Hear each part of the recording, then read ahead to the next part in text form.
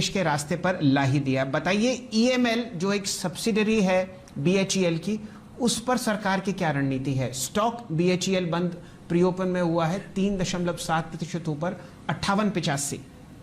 दरअसल बीएचईएल को लेकर कैबिनेट में जो प्रस्ताव था उसके डिसीजन को लेकर कोई औपचारिक जानकारी नहीं दी गई, लेकिन जो मुझे सूत्रों से जानकारी मिली उसके मुताबिक इस प्रस्ताव पर चर्चा हुई और सहमति बनी है। और सरकार चाहती यह है कि बीएचईएल की जो सब्सिडरी है ईएमएल, इसको केरला सरकार को ट्रांसफर कर दिया जाए, क्योंकि केरला सरकार इसकी मांग भी कर रही थी। और इसके पीछे दरअसल दूरदर्शी सोच है। सोच ये है कि बीएचईएल में भी सरकार अपनी हिस्सेदारी घटाना चाहती है और इसके नॉन कोर एसेट को बेचना चाहती है। बीएचईएल के 4-5 ऐसे नॉन कोर एसेट्स की पहचान भी की गई, यूनिट की पहचान भी की गई है, जिसको सरकार स्ट्रेटेजिक सेल करना चाहती है। तो उसकी तरफ एक बड़ा कदम माना जा रहा है कि बीएचईएल के विनिवेश को लेकर जो पहले शुरुआती ये समीक्षा की गई उसमें काफी उत्साहजनक रिस्पांस मिला है। तो अब सरकार ने इस तरफ भी एक कदम बढ़ा लिया है और आने वाले दिनों में विनिवेश को लेकर के बीएचईएल पर आप कई बड़ी खबरें देखने को मिल सकता है। आपको बीएचईएल इस काउंटर पर डालते हैं नजर। पिछले 5 दिनों में जबरदस्त एक्शन बना हुआ है बीएचईएल में। आइए जानते हैं वरुण के साथ क्या चल रहा है इस काउंटर में। वरुण बताइए।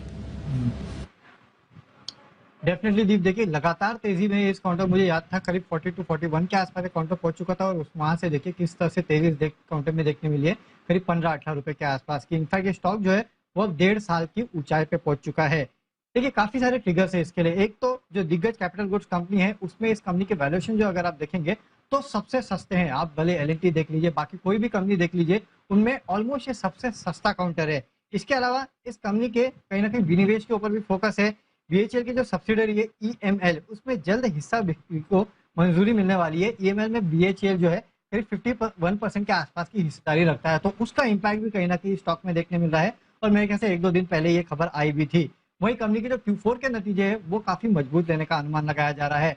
जो एग्जीक्यूशन है वो काफी अच्छा रहेगा और 4 तिमाहियों बाद कंपनी दरअसल घाटे से मुनाफे में आने, सिर्फ बॉटम लाइन पे ही नहीं बल्कि कहीं ना कहीं विनिवेश के ऊपर भी फोकस है। बीएचईएल की जो सब्सिडरी है ईएमएल, उसमें जल्द हिस्सा बिक्री को मंजूरी मिलने वाली है। ईएमएल में बीएचईएल जो है करीब 51% के आसपास की हिस्सेदारी रखता है, तो उसका इम्पैक्ट भी कहीं ना कहीं स्टॉक में देखने मिल रहा है। और मेरे ख्याल से 1-2 दिन पहले ये खबर आई भी थी। वही कंपनी के जो Q4 के नतीजे हैं वो काफी मजबूत लेने का अनुमान लगाया जा रहा है।